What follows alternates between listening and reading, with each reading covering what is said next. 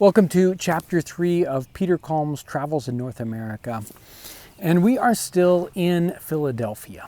I'm going to skip over the section where he talks about the churches. Let me just mention the churches here. And he kind of goes in depth. And this is something that he talks about when he gets to most civilized, sort of bigger towns as he's traveling. He mentions a lot of different things about how the cities are laid out, and almost every city he gives us an idea about what kind of churches there are. He says there's the English church, there's the Swedish church, there's the German Lutheran church, there's the Old Presbyterian church, the New Presbyterian church, the Old German Reformed Church, the New Reformed Church, the Quaker churches, the Anabaptists, the Roman Catholics, and the Moravian churches. So we have lots of different churches here in Philadelphia. But let's start off, and we'll probably touch on those in some later episodes here as we go through Peter Kalm's. But let's start off with the town hall and a little bit more. He says, the town hall, or the place where the assemblies are held, is situated in the western part of the town. It is a fine, large building having a tower with a bell, and is the greatest ornament in the town.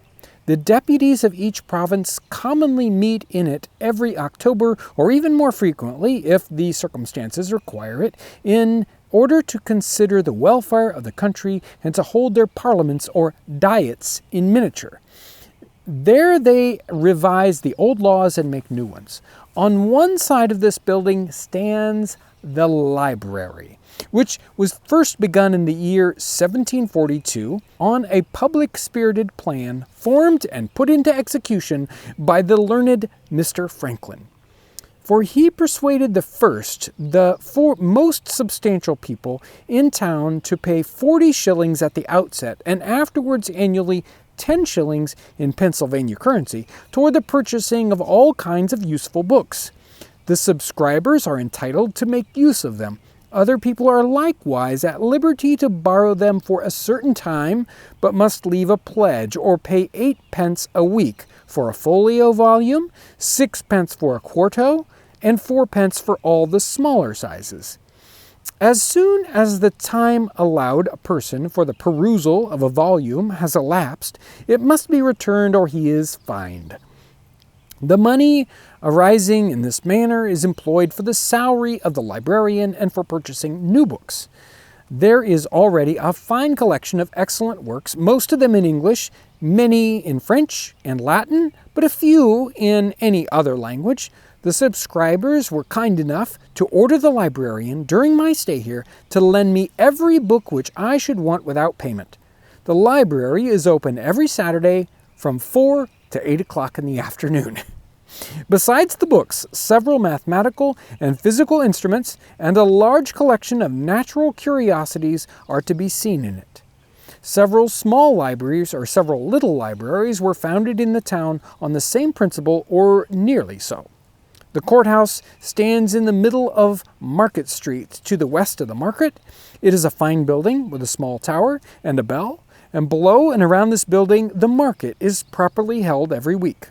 The building of the Academy is in the western part of the city.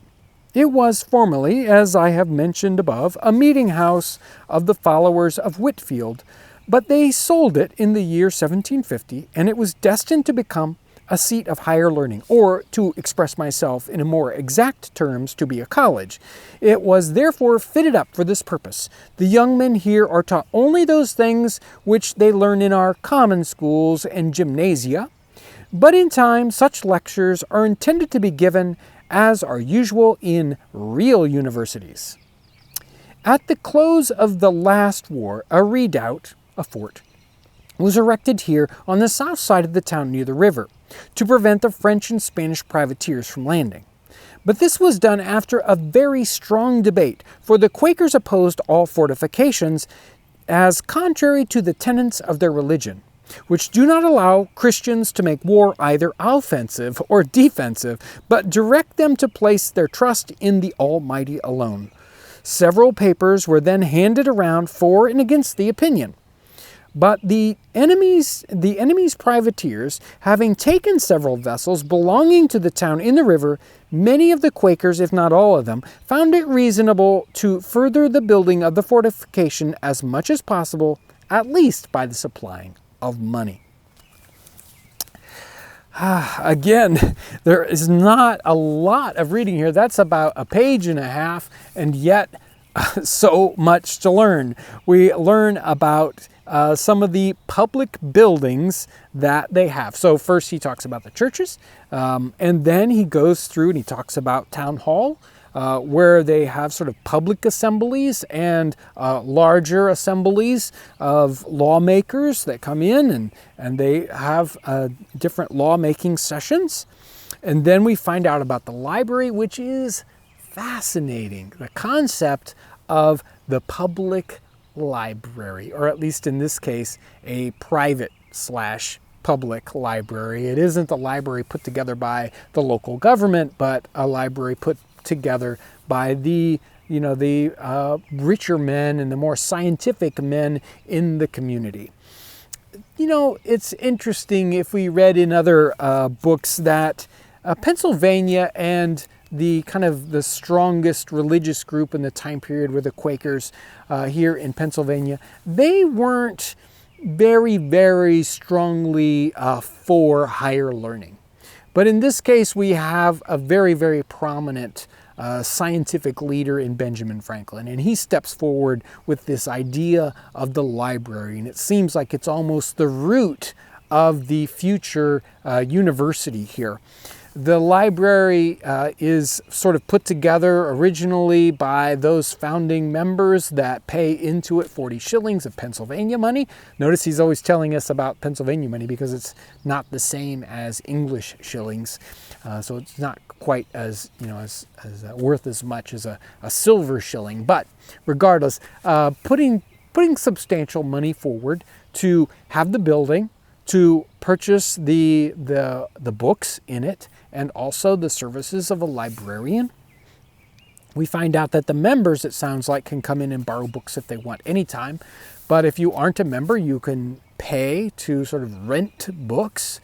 You can have them for a particular period of time. Isn't it very, very interesting, too, that the amount of money that it costs to rent a book has to do with the size of the book. When he's talking about these different sizes, folio works, whether they're a very large book, quarto books and smaller. So really the cost depends on not how big the book is thick, but how big the book is this way, which is kind of fun.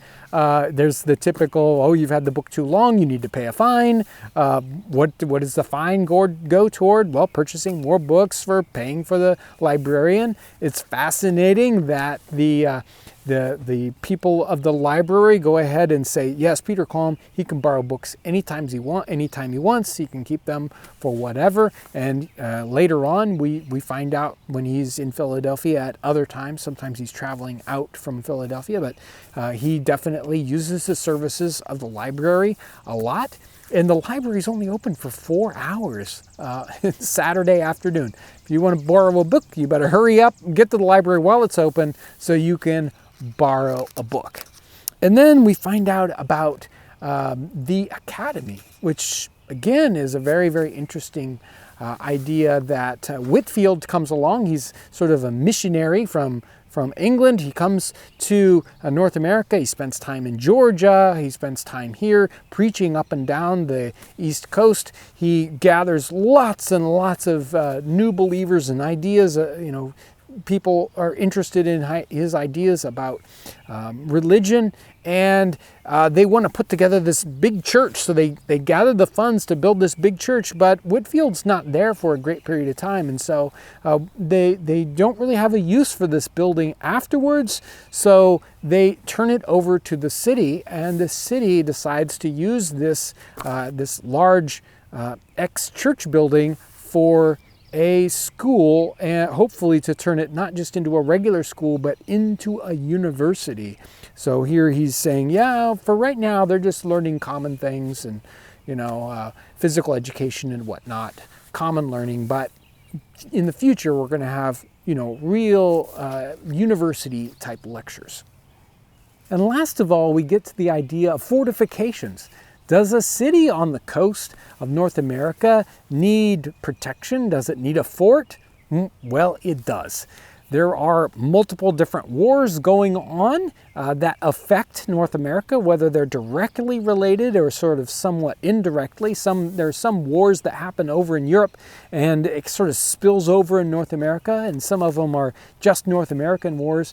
And since you're on the coast, you are subject to enemy raiders. And in this circumstance, before 1750, there was a war where the French and Spanish were the enemies of England, and so they needed to have protection for Philadelphia, and this redoubt or fort was built to protect the city and to protect the commerce that's going on in the river around the city. We have this sort of a run-in. The Quakers are very, very pacifist in their religious leanings, and they really wanted to stick to their guns, but that's pretty funny, isn't it? Stick to their guns. When push come to shove, and we had enemies coming into the river and taking some of those merchant ships, and the Quakers were very, very big into commerce, they were willing to at least put some of the money forward to help protect their city if they weren't personally willing to go and man the guns at the fort. We have just scratched the surface in Peter Kalm's travels in North America. He hasn't even gotten out of Philadelphia yet, and we have found out so much about what daily life is like and what the public buildings were like in this episode. We've got an assembly hall, we have a library, we have an academy. He talks about the fortifications in the town and the why and wherefore of just what's happening. Again, like he's stepping out of a time machine and explaining to us exactly what we would see if we stepped back in time. If we want to understand 18th century North America, this is one of the go-to books to get a real idea. And whenever I open up this book, I just open it up randomly, read a page, and it seems like on every page there's something that always catches me anew. Wait a minute, what did he say? I didn't know that. Peter Kalm is certainly a gem of the 18th century.